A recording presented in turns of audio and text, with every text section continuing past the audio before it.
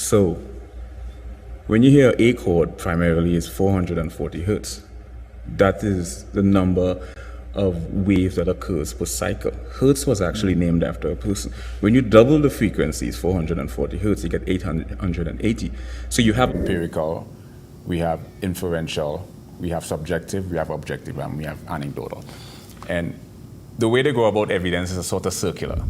Mirrored projection, some sort of projection, or some sort of imagination of some degree.